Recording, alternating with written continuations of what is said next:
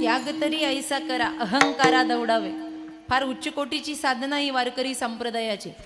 भजन करायला सगळे करतील, परमार्थ करायला करतील, वाचन करतील, लिखाण करतील, हे सगळं करतील बाबा. आम्ही परमार्थिक आहोत. पण परमार्थ एका ठाई शून्य होऊन जातो कधी, ज्या वेळेला भक्ताला अभिमान होतो. म्हणून महाराजांचं एका ठिकाणी म्हणणं आहे, अहंकाराचा वारा न लागो तुका मने घाली नरकी अभिमान. या अर्थाने नरकाचं दर्शन आहे. 28 प्रकारचे नरक सांगितलेत ना श्रीमद भागवत महापुराणामध्ये. पाप केलं काय ना अभिमान केला काय. अरे अभिमान कसला, हा देह दिला म्हणूनच आहे ना. ताठा कसला जीवनामध्ये, कसला अभिमान. एवढ्या वाऱ्या केल्या. एक गोष्ट लक्षात ठेवा, अवगुण सांगा, गुण सांगू नका. ही जगाची साधना आहे. माणसांनी आपले अवगुण सांगायचं. मला कधी कधी खोटं बोलायची सवय बरं का. कधी कधी मला तंबाखू खायची सवय, सांगायचं. कधी कधी कीर्तनात बसलं की मन करतं, सगळे बसलेत आता पटकन उचल चप्पल, सांगायचं. मला कधी कधी चपला चोरायची सवय. अरे अवगुण सांगा, गुण सांगू नका. गुण हे लपले पाहिजेत. बरं, गुणांचं वर्णन आपण नाही करावं, जगानं करावं. पण गुणांचं वर्णन आपण करतोय म्हणून आपणच आपली टिमकी वाजवतोय. संतांना हे आवडत नाही. जगानं जगद्गुरु म्हटलंय, निळोबराय जगद्गुरु म्हणताय. तुकोबराय कधी म्हणले नाही, लाह्यासारख्या वह्या तरल्या म्हणा मला गुरु. असं झालं का कधी? आता तर गुरु म्हणून घेणारे किती आहेत. गुरु म्हणून घेतायत आणि गुरु गुरु फिरतायत. त्यांचाच मेळ त्यांना जमना, त्यांचंच गणित त्यांना सुटना. तेच पतनाकडे चाललेत. कारण का, परमार्थ राहिला एका बाजूला आणि अहंकारानेच मनाची व्याप्ती झाली. देवाला घर रिकाम पाहिजे, रिकाम. भरलेलं घर देवाला आवडत नाही. गवळण म्हणते, हरी या माझे मंदिरी, नाही कोणी दुसरे घरी. काम, क्रोध, लोभ, मद, मत्सर, अहंकार सगळं गेलं बाबा. ते नवरात्रामध्ये आपण रोडगा हे प्रकरण गातो की नाही, त्याच्यामध्ये वर्णन आलंय बघा. सत्वर पावगे मला भवानी, सत्वर पावगे मला भवानी आई रोडगावा. हा 3.5 हाताचा रोडगा वाईल. पण सत्वर पाव याच्यातले चरण बायांच्या लय आवडीचे आहेत. पहिल्या चरणाला तर लय बोट मोडतात बाया. सासरा माझा लोभरूपी सासरा अनात्म पदार्थाच्या गावाला गेलाय, जाऊ दे. सासू माझी जाच करते लवकर निर्दाळी तिला, एकटं राहू दे म्हणतात नाथ महाराज शेवटच्या चरणात. का? देवाला घाण आवडत नाही. देवाला स्वच्छता जर आवडते तर अंतकरणातली घाण गेल्याशिवाय तो तरी कसा प्रतिष्ठापनेनं बसणार. रामनवमीचा उत्सव झाला. लोक 22 जानेवारी मनवली. लोकांनी रामजन्म उत्सव मनवला. मंदिरात एक वेळेला देव येणं सोपं आहे. देवाचं मंदिर बनणं सोपं आहे. मनात देव येणं अवघड आहे. मनात ज्या दिवशी मनात राम येईल त्या दिवशी रामजन्म साजरा होतो. मनात आला पाहिजे. पण मनात बाकीची घाण येऊन बसली, देव कसा येईल बाबा. करतो थोडं पण सांगतो जास्त. डोंगरे महाराज आपल्या कथेमध्ये म्हणायचे, 2.5 मन बडबड से अच्छा है तोला भर आचरण करो. अरे जेवढं सांगता तेवढं करा तरी. काही नाही हो, आमचा अख्खा दिवस परमार्थामध्ये जातो. काही आम्हाला म्हणतात कळत काहीच नाही, केलं काहीच नाही. 1 कप चहाचा हातात आणि हरिपाट एका हातात. हरिमुखे म्हणा फुर्र, एका कपात अख्खा हरिपाठ होतोय आमचा. काही कळत नाही त्याच्यातलं आम्हाला. आणि पुन्हा वरून जगाला सांगायचं आम्ही हे केलं, आम्ही ते केलं. मी तुपणाची टिमकी वाजवायची. महाराज म्हणतात, ऐका, साधकाची पहिली अवस्था आहे त्यानं अभिमानाचा त्याग केला पाहिजे. हा अभिमान भल्या भल्यांना लोळवतो महाराज, भल्या भल्यांना सुधरू दिलं नाही. विश्वामित्रांना तपश्चर्येचा अभिमान झाला. आणि तपश्चर्येचा अभिमान झाल्यावर त्यांनी संकल्प केला, अरे आपल्याकडे एवढं आहे म्हणे, मी काय म्हणे प्रति ब्रह्मदेव होऊ शकतो. पहिल्यापासून प्रति व्हायची लईच हौस आहे लोकांना. जे असावं ते ओरिजिनल असावं, प्रति कधी होऊ नये माणसाने. आमचे तरी काही प्रति झालेत. प्रति कधी होऊ नये माणसाने, ओरिजिनल असावं. काय म्हणायचं तुम्हाला? ओरिजिनल असावं. विश्वामित्र म्हणले प्रति ब्रह्म आहे म्हणले, मी संकल्प केला ना मी सुद्धा सृष्टी निर्माण करू शकतो. देव म्हणला कर. बसले. अभिमान मनामध्ये भरलेला होता. काही नाही, गोळा घेतला आणि गोळ्याचा आकार दिला. चिखलाचा असा गोळा गेला. पंचीकृत पंचतत्वाचा देह बनवायचा आहे ना, मग मातीचा गोळा घेतला आणि बस आता त्याला डोळ्याचा आकार द्यायचा आहे म्हणून 2 गोल केले. नाकाचा आकार द्यायचा आहे म्हणून नाकाच्या ठिकाणी गोल केलं.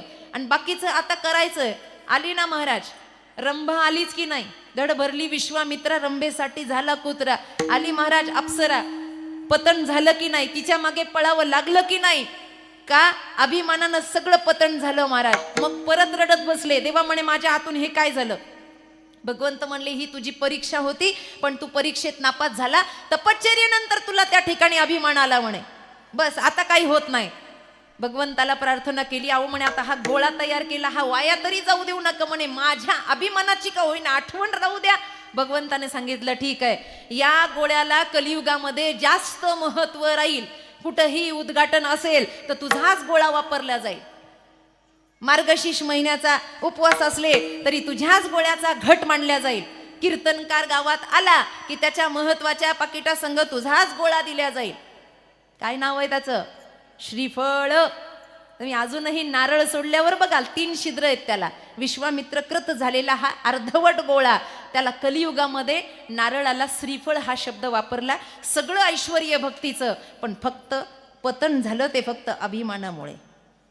भगवंताने बघितलं सगळी द्वारका सुसज्ज आहे, सगळे कृष्ण प्रेमामध्ये रंगले आहेत, पण एक जण असा आहे की त्याला ज्ञानाच्या पाठीमागे अभिमान झाला आहे. आणि म्हणून एक दिवस रडण्याचं कारण केलं. रडत बसले देव, रडता रडता रडता हुंदका आला, डोळे लालबुंद झाले, नाक गळायला लागलं. सकाळपासून पोटात काही नव्हतं. सगळ्यांनी विचारलं देवा तुला काय झालं, काय झालं, काय झालं. देवानं निमित्त केलं. देवकी माता आल्या. काना काय झालं रे तुला? सांगत नाही. वसुदेवजी आले. अरे काय झालं तुला? नाही सांगत. त्यांना वाटलं कुणाजवळच याचं मन मोकळं होईना, आता याचा लाडकाच बोलवला पाहिजे, म्हणून ज्याला अभिमान झालं त्यालाच निमंत्रण दिलं उद्धवाला. उद्धवजी आले. आल्यानंतर भगवान श्रीकृष्णाच्या खांद्यावर हात लावला. उद्धवजी, भगवान श्रीकृष्ण आणि योगींद्र शुकाचार्य हे दिसायला सारखेच होते, फक्त 2-2 बोटाचं अंतर कमी जास्त होत. योगींद्र शुकाचार्य कोण? ज्यांनी राजा परीक्षिताला भागवत सांगितलं ते. उद्धवजी आणि भगवान श्रीकृष्ण 2-2 बोटाचं अंतर होतं, दिसायला हुबेहूब सारखे. खांद्यावर हात लावला आणि विचारलं कृष्णा काय झालं, काय झालं म्हणलं की उद्धवाच्या कमरेला मिठी मारली आणि धाय मोकळून रडायला लागले. उद्धवा मला आठवण येते म्हणे. कुणाची आठवण येते?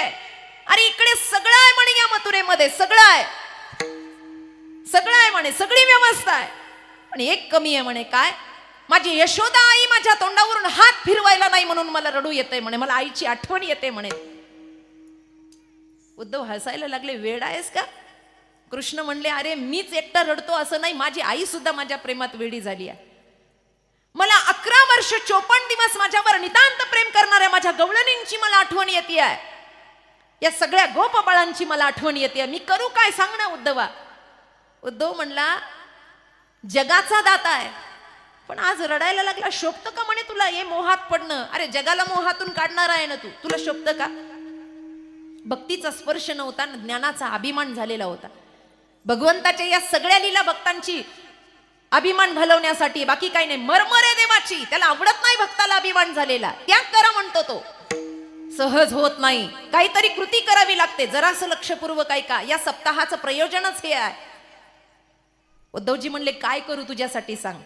मित्र आहे ना, जीवस्य कंठस्य, काय करू तुझ्यासाठी? काही नाही म्हणे, रथ काढ, सगळ्यांना भेटायला जा. माझी जशी अवस्था आहे ना तशीच त्यांची अवस्था आहे, ते वेडे झाले म्हणे. भगवंतानं विचार केला, एवढा अभिमानी पंडित झाला, याला भक्तीचा लवलेश नाही ना. हा म्हणतो मी परमार्थिक आहे. नीट ऐका बरं का, नीट ऐका. रथ घेतला भगवंताचा, दिसायला सारखे. रथ घेऊन दुडू दुडू दुडू दुडू रथ धावला गोकुळाच्या दिशेने. गेलेत महाराज. आता नंदवाडा कुठे आहे? कुठे आहे? 9 लाख गाई आणि 84 चौकाचा तो गोकुळाचा वाडा आहे, नंदवाडा.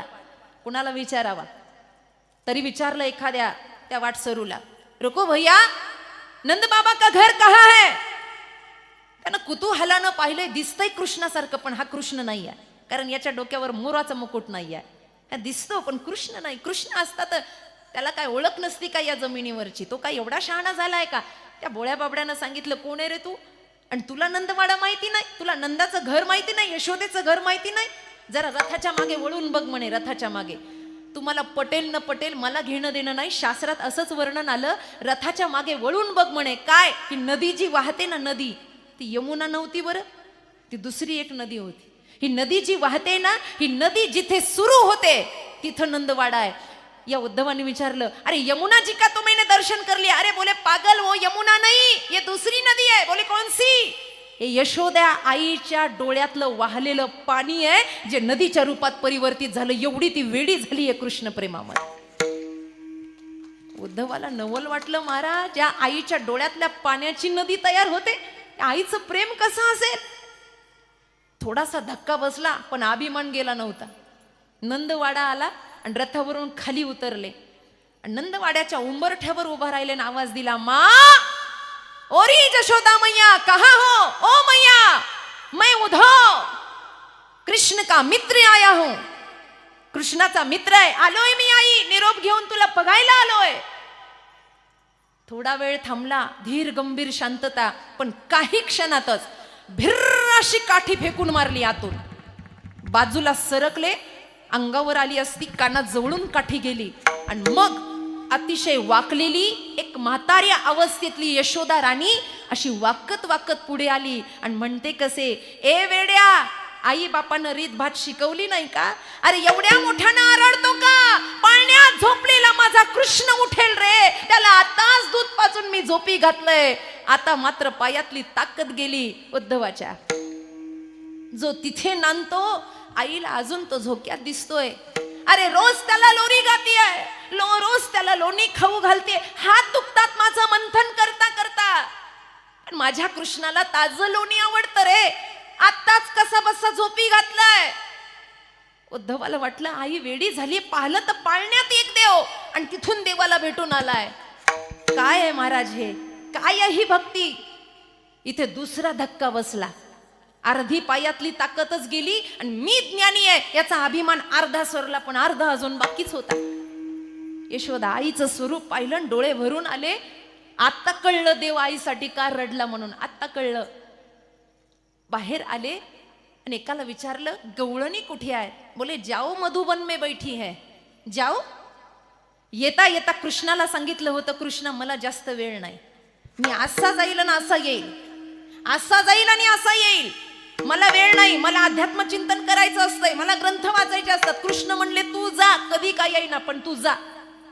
भगवंतांना माहित होतं पुढे खेळ काय होणार आहे. मधुबनामध्ये गेल्या महाराज आणि एका वृक्षाच्या पाठीमागे उभा राहिले उद्धव. हे फार महत्वाचं आहे, ऐका. त्या गवळणी अशा टेकून एकमेकीला गप्पा मारत होत्या. ती एक गवळण दुसरीला म्हणत होती, का ग कृष्ण तुझ्या स्वप्नात आला म्हणे, तू कुणाला तरी सांगताना मी ऐकलं. ती म्हणली हो ग, काल कृष्ण माझ्या स्वप्नात आला म्हणे. ती म्हणली काय भाग्यवान आहे. ती गवळण उठली तिच्या पाया पडली. का ग म्हणे, पाया का पडली? अगं म्हणे किती भाग्यवान आहे म्हणे, कृष्ण तुझ्या स्वप्नात आला. ती म्हणली का ग तुमच्या स्वप्नात येत नाही का ग? ती म्हणे अगं कृष्ण स्वप्नात यायला आधी झोप लगावी लागते, तो गेल्यापासून आमची झोपच चोरटा घेऊन गेलाय, तर स्वप्नात येईल तरी कसा. वेळ लागलं महाराज, वेळ गवळणींना. रास खेळता खेळता हाताला जखम झाली होती एका गवळणीच्या आणि त्याच्यामध्ये किडे पडले होते, किडे. पण तरी सुद्धा टिचलेल्या बांगडीनं ती जखम अशी सावरत होती. का जखम जर भरली तर कृष्णाची आठवण लपून राहील, ही आठवण नव्यानं व्हावी म्हणून ती जखम कोरण्याचं काम बसल्या बसल्या करायची. काय वेळ आहे. उद्धवानी हे पाहिलं. तेवढ्यामध्ये एक भुंगा आला म्हणे आणि गुणगुणायला लागला.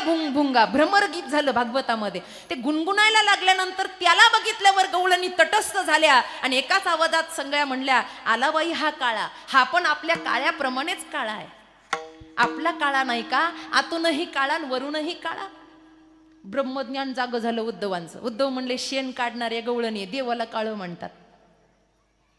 दुसरं म्हणल्या का ग यानं मोह लावला, वेड लावलं, या काळ्याला म्हणावं जा त्या काळ्याला निरोप दे आणि आम्हाला कधीतरी भेटायला एक खोटारडा कुठला. उद्धवाला आता दमच निघेना. त्यांना वाटलं या सगळ्या आशाच आहेत, यांना आता ज्ञान सांगायला पुढे यावं म्हणून उद्धवजी पुढे आले आणि म्हणले, का ग तुम्ही कुणाला काळा म्हणलात? अगं रंग नाही, रूप नाही, नाही वर्ण छाया, निराकार निर्गुण तू रघुराया, अगुण अमान मातृपितृहीना, उदासीन सब संशय छिना.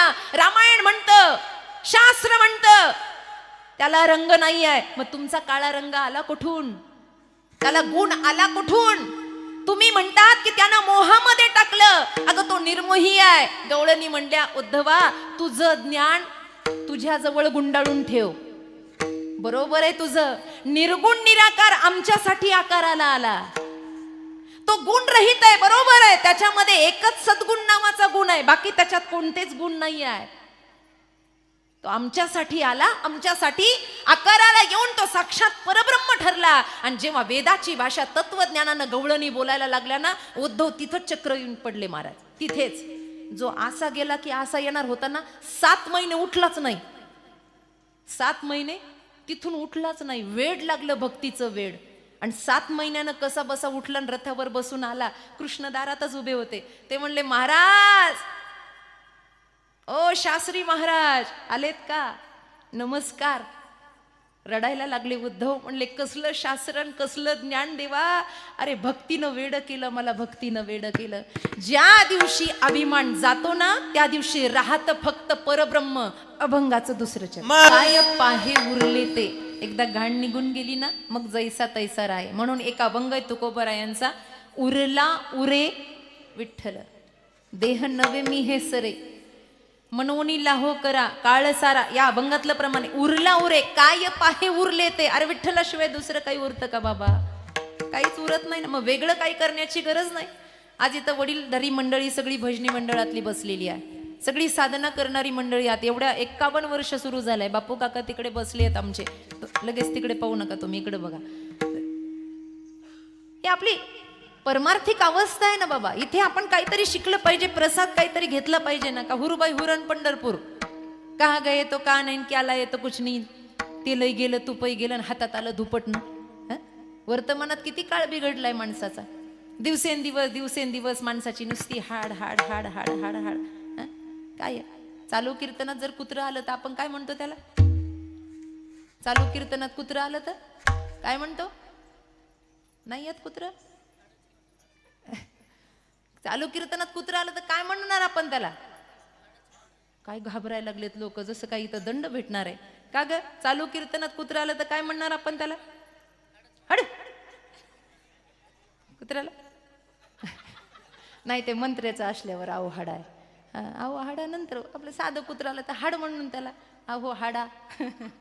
हाड हाड म्हणतो की नाही?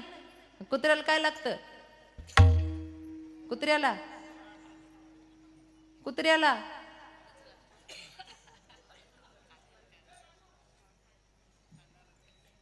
किती जड आहेत. अजूनही काही काहीच्या ध्यानात येणं मला काय म्हणायचं. सुट्टी घेऊन पिशवी घेऊन जाते हाड आणायसाठी, रांगेत उभा राहतय. कोण?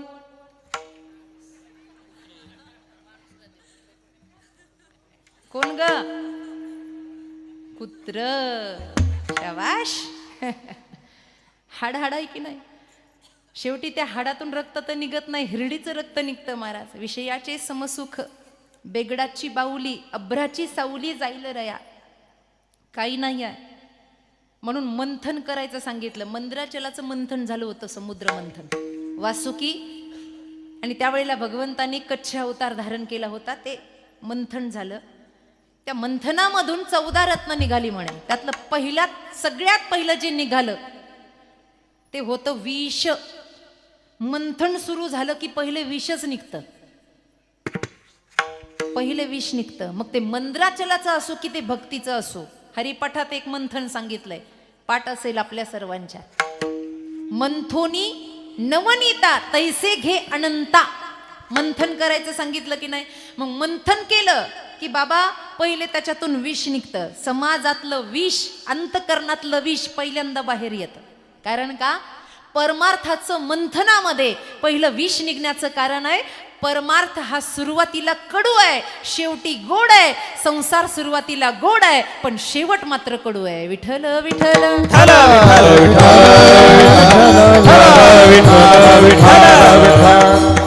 संसाराची सुरुवात किती गोड आहे, वेगळं काही सांगायला नको. सुरुवातीला सगळे साधू बसले होते माझ्या समोर.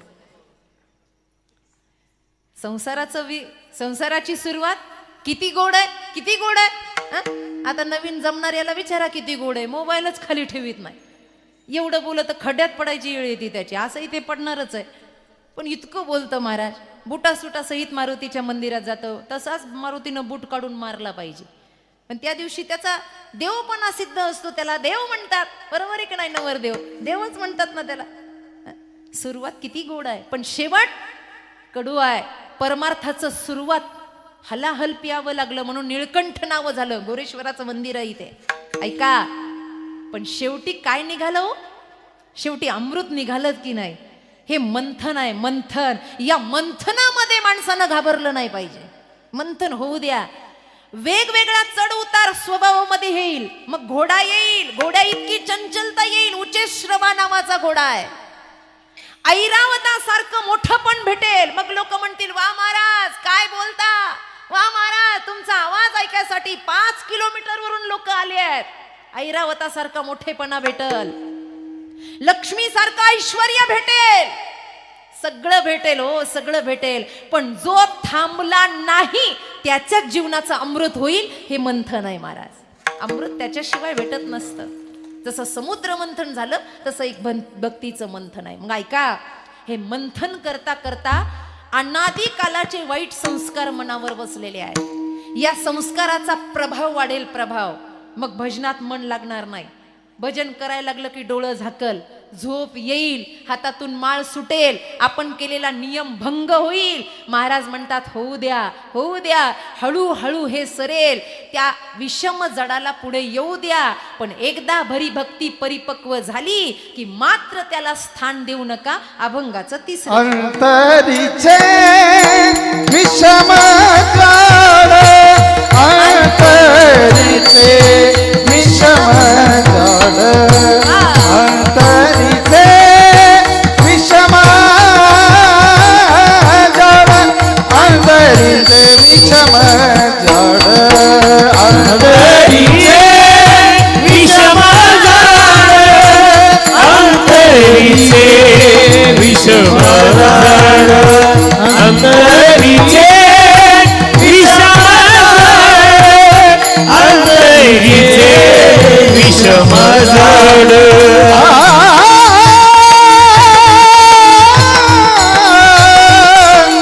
अंतरीचे विषम जाळ, अंतरीचे जाळ, अंतरीचे विषम जाळ, अंतरीचे विषम जाळ.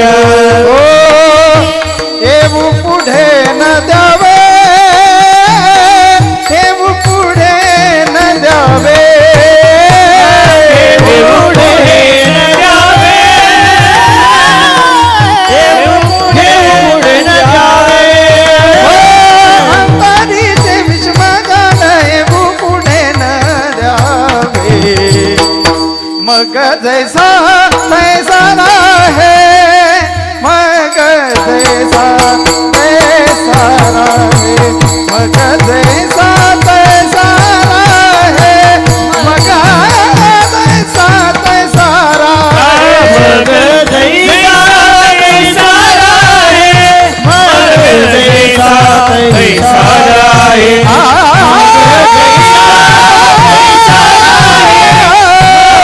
जैसा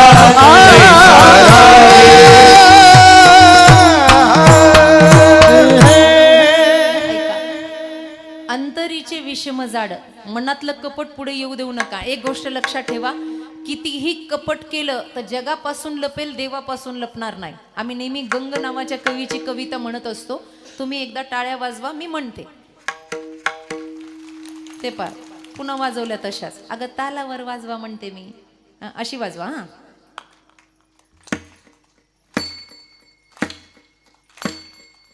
जोरात. तारों के तेज में चांद छुपे नहीं, सूर्य छुपे नहीं, बादल छायो, रीड पड़े रजपूत छुपे नहीं, दाता छुपे नहीं, मांगन आयो. तारों के तेज में चांद छुपे नहीं, सूर्य छुपे नहीं, बादल छायो, रीड पड़े रजपूत छुपे नहीं, दाता छुपे नहीं, मांगन आयो. चंचल नारी के नैन छुपे नहीं, प्रीत छुपे नहीं, पीठ दिखायो. कवि गंगा कहे सुन शाह अकबर, कर्म छुपे ना बबूत लगायो, कर्म छुपे ना बबूत लगायो, कर्म छुपे ना बबूत लगायो.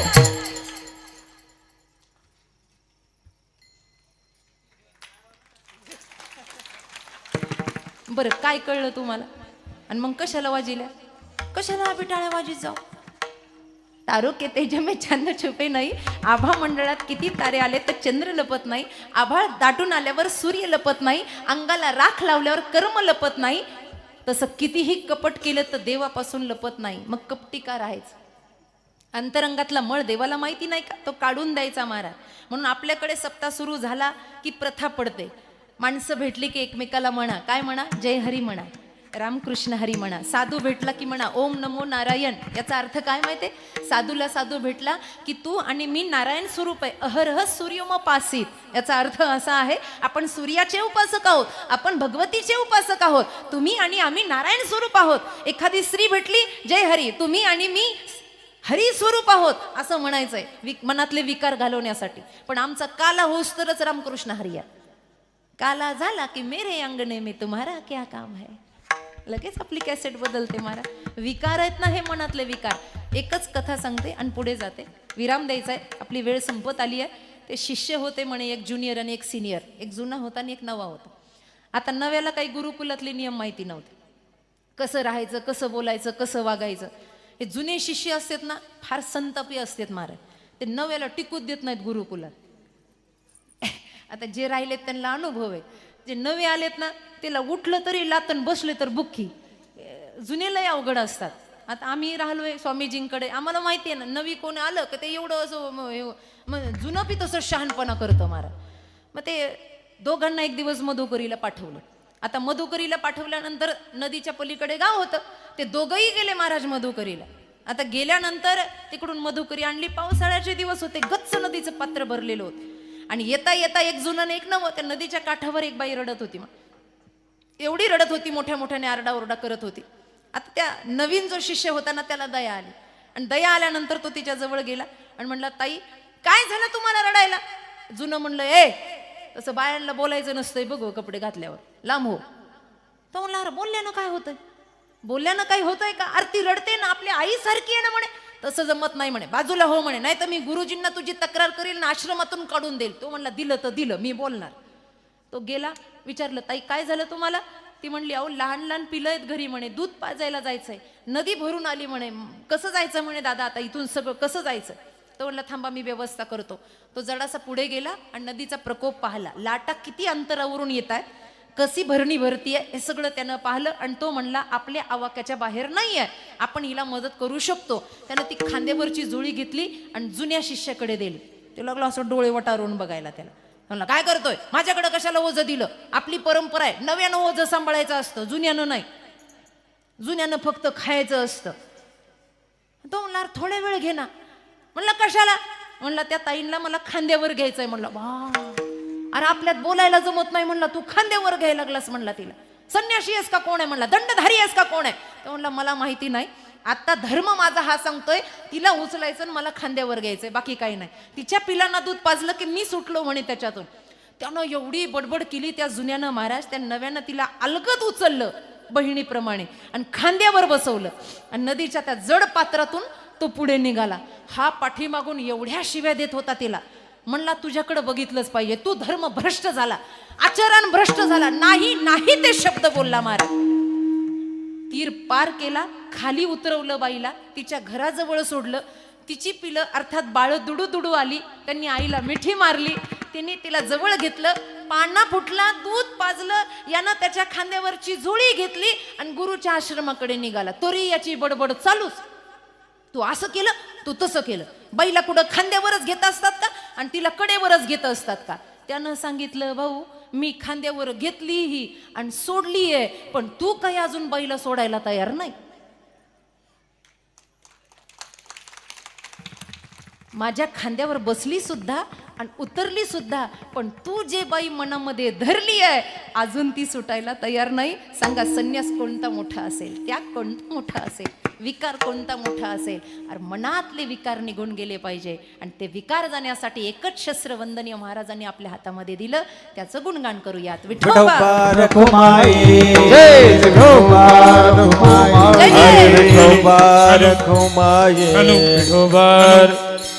महाराजांना हार घालण्यासाठी सौभाग्यवती यशोदा गणपत शेळके आणि सौ अनिता अरुण नरसाळे यांनी हार घालण्यासाठी स्टेजवर यायचं आहे.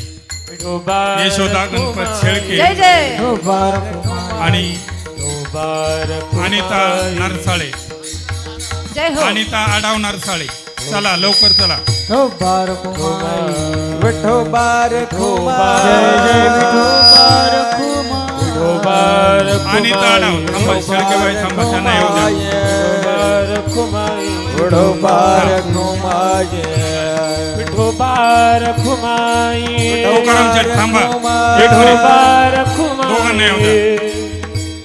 विठोबा रखुमाई रखुमाई विठोबा रखुमाई विठोबा रखुमाई विठोबा रखुमाई विठोबा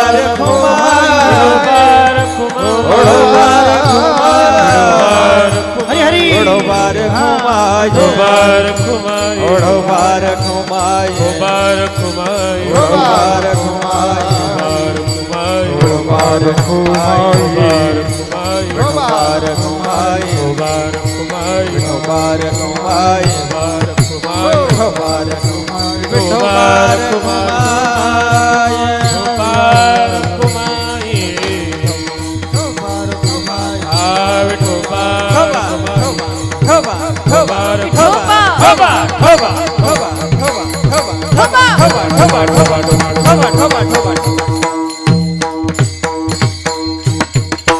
ताट वरती हात करा सर्वांनी सरळ सरळ ताट हात करा सरळ हातात वाक ठेवला सांदेवात होत असतो सरळ सरळ सरळ वा गोरेश्वराच्या सानिध्यात गोरेगावकर किती छान दिसतायत असंच राहू द्या 10 मिनिटाची एक गोष्ट सांगणार आहे तोपर्यंत हात वरती राहू द्या एकदा काय झालं ताट सरळ करा सरळ आणि बेकार वो मुख है जो भगवान का सुमिरन ना किया करे तोंडानं म्हणा म्हणा ओम नमः शिवाय ओम नमः शिवाय सर्वांनी म्हणायचंय हर हर भोले नमः शिवाय नमः शिवाय नमः शिवाय हे भोले नमः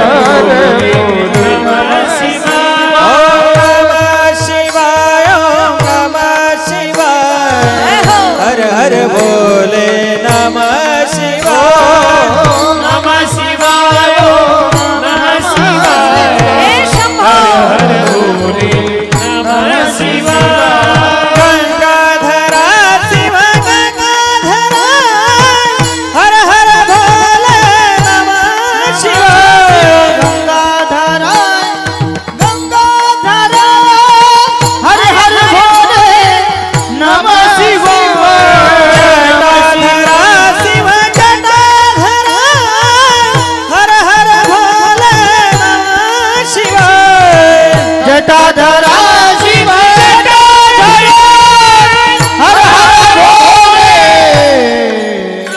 वरती हात सरळ सरळ कुणाचा आवाज येतो तेच कळेना पुरुष मंडळ हात खाली करा बरं तुम्ही वरती राहू द्या आमचा विठ्ठल दादा पुढे म्हणेल तुमचा आवाज निघू द्या जरा म्हणा ओम नमः शिवाय ओम नमः शिवाय हर हर भोले नमः शिवाय आणखी जोरात ओम नमः शिवाय ओम नमः शिवाय हर हर भोले नमः शिवाय वा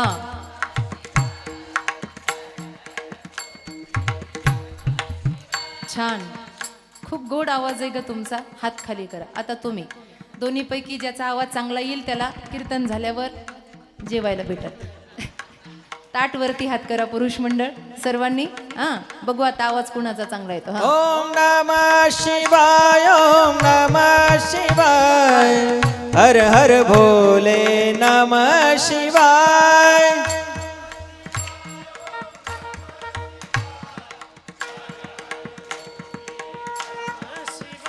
ओम नमः शिवाय ओम नमः शिवाय हर हर भोले नमः शिवाय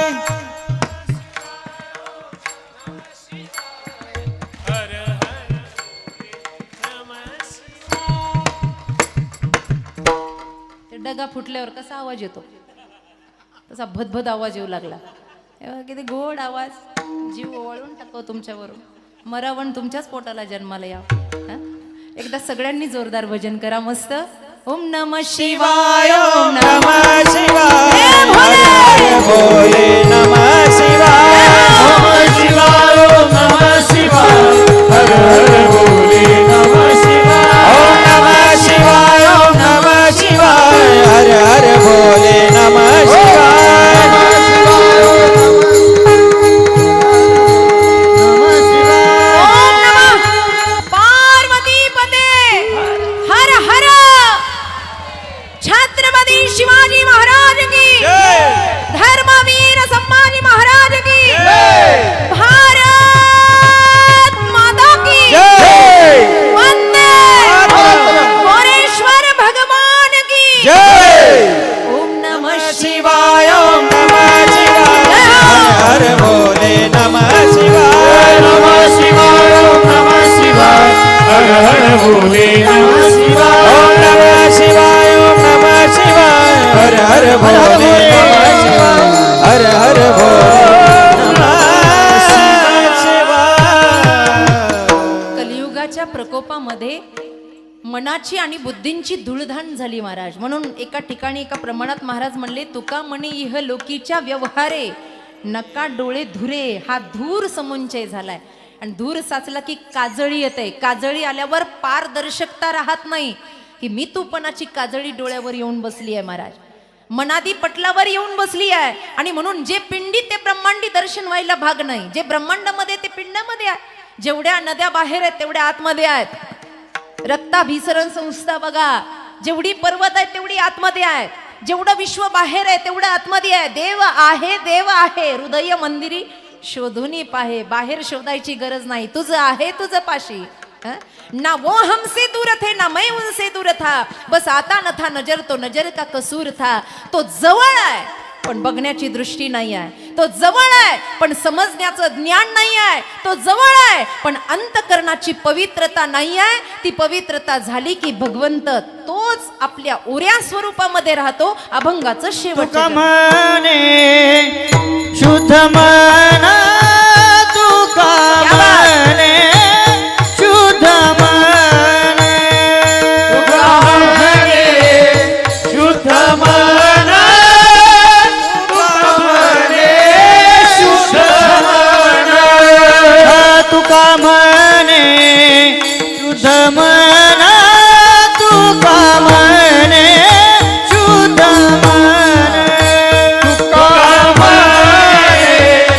मन तुका म्हणे शुद्ध मन समाधान पाहिजे समाधान पाहिजे समाधान पाहिजे समाधान पाहिजे मग जैसा तैसा राहे मग जैसा तैसा राहे मग जैसा तैसा राहे मग जैसा तैसा राहे पाहिजे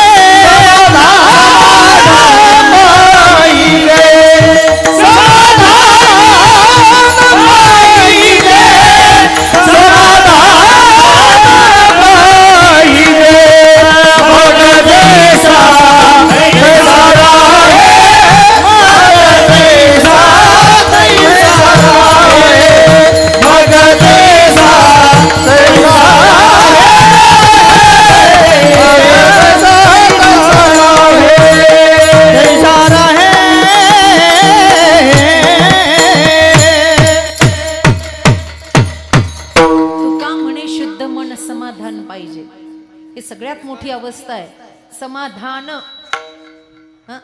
सर्व सुख ल्यालो सर्व अलंकार त्या अभंगाची सुरुवात बघा सदा नाम घोष करू हरी कथा तेने सदा चित्ता हे समाधानासाठीच आपली तळमळ चालू आहे सध्या काही नाही, आमचं मनाला समाधान, आमच्या मनाला हे पाहिजे ते पाहिजे, त्यालाच आशा म्हणतात, त्याला सर्व सुखासाठी पळणं म्हणतात. पायी चालणाऱ्याला वाटतं टू व्हीलरवर बसावं, टू व्हीलरवाल्याला वाटतं फोर व्हीलर असावी, फोर व्हीलरवाल्याला वाटतं हेलिकॉप्टर असावं, हेलिकॉप्टरवाल्याला वाटतं घ्या तुम्ही विमानाचं नाव नुसतं. अगं सगळं खाक झालं ना, कुठं हाता आलं समाधान? सांगा, काय द्यावं म्हणजे समाधान मिळेल ना? काय द्यावं समाधान नाही, काय घ्यावं म्हणजे समाधान आहे. घ्यावं बाबा, स्मरण करावं, त्याच्याशिवाय काही नाही. जग हे विखुरलेलं आहे, कलियुगाचा प्रकोप वाढलाय, अवस्था सगळ्यांच्या बिघडल्या आहेत. एकच करा, स्वतःची काळजी घ्या. जेही राखी रघुवीर तेही उबरे बहु कालमहू. रामायण सांगतं इथे स्वतःला जपा, स्वला जपा. स्व म्हणजे काय? आत्माराम परमेश्वर. स्व म्हणजे स्वार्थी होऊ नका. वासुदेव सर्वमिती विठ्ठल जळीस्थळी भरला, म्हणजे सगळ्यात जर देव आहे तर त्याची सेवा करा आणि स्वला जपा. आत्ताचं मायावी जग फार कठोर आणि निष्ठुर निघालंय. एकच संदेश देते आणि वाणीला विराम देते. ऐका, या जगाच्या प्रकोपामध्ये काळज्या घ्या. नाती तुटायला लागली आहेत, जग विखुरायला लागली आहेत. नाती जपण्यासाठी इथे अट्टाहास करावा लागतो. मला फक्त एकच पत्र वाचून दाखायचंय आणि थांबायचंय. विश्वमाऊली ज्ञानोबा रायांसाठी हे पत्र होतं, चारही भावंडांसाठी हे पत्र होतं. बसलेल्या सगळ्या माता भगिनी जरा सरळ बसा, तुम्ही सरळ बसा, महत्वाचा निरोप द्यायचा आहे. घरं तुटायला लागली आहे, एकमेकाच्या जीवावर आपलीच माणसं उठायला लागली आहे. हा निरोप फक्त चार भावंडांसाठी नव्हता, हा निरोप सगळ्यांसाठी आहे. आणि निरोप होता ज्या दिवशी देहांत प्रायश्चित्त घ्यायला जायचं, त्या दिवशी तुळशी वृंदावनाला टेकून विठ्ठलपंत कुलकर्णी यांनी लिहिलेलं चार भावंडांसाठीचं पत्र होतं. आणि ते पत्र असं होतं, माईबाप नीट ऐका. 4 वर्ष गहिनीनाथांच्या सानिध्यामध्ये राहून आलेले निवृत्तीनाथ होते घरामध्ये. मोठा दादा होता, मधला दादा होता ज्ञानोबा रायांच्या रूपामध्ये, छोटा दादा होता सोपान काकांच्या दया रूपामध्ये, आणि सगळ्यात छोटी असणारी मुक्ताबाई होते, करुणा करणारी. झोपेत सोडून जायचंय मुलांना, आणि या मुलांसाठी जगाला दिलेला संदेश नीट ऐका. डोळ्यामध्ये पाणी होतं, थरथर त्या कलमांनी पत्र लिहिलेलं होतं, आणि ते पत्र वाचून मुलं तशीच वागली जो ध्यास आपण धरला पाहिजे. ते पत्र असं होतं, बाळांनो, सगळ्यात पहिले मला माफ करा, मी तुमचा पिता विठ्ठलपंत कुलकर्णी. बाळांनो, तुम्हाला जगामध्ये न्याय मिळावा आणि तुम्हाला शुद्धीपत्र मिळावं म्हणून आम्ही दोघंही उभयत देहांत प्रायश्चित्त घेत आहोत.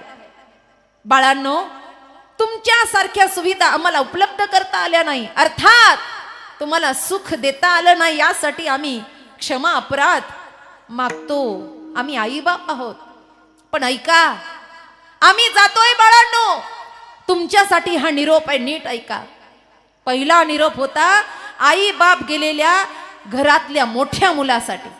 घरातला मोठा मुलगा म्हणजे घरातला जबाबदार मुलगा. ए निवृत्तीनाथा, निवृत्ती, आई बाप गेल्यावर घरातल्या मोठ्या मुलांनी सगळं घर सांभाळायचं असतं आणि छोट्या भाऊ बहिणींचं मन ओळखायचं असतं. निवृत्ती, तुझ्याकडून फार मोठी आशा आहे बाळा मला. तू छोट्या बहीण भावांचा सांभाळ करशील निवृत्ती. त्यांना कशाही प्रकारची कमी पडू देणार नाहीस निवृत्ती. म्हणून मी विठ्ठलपंत तुला आदेश देतो, माझ्या लेकरांना सांभाळ बर का. काही कमी पडलं होतं तुझ्या स्वभावात, पण गहिनीनाथांनी ती उणीव भरून काढली. दादा, सगळ्यांना सांभाळ. हा घरातल्या मोठ्या भावासाठीचा निरोप आहे. इथं जे कोणी मोठं बसलंय घरातलं त्याच्यासाठी. दुसरा निरोप होता ज्ञानदादासाठी. ज्ञाना, थोडा तापड स्वभाव आहे बाळा तुझा. या तापड स्वभावाचं दर्शन आपल्याला झालं जेव्हा ताटी बंद केली होती त्यावेळेला. माझा आहेस ना तू ज्ञाना.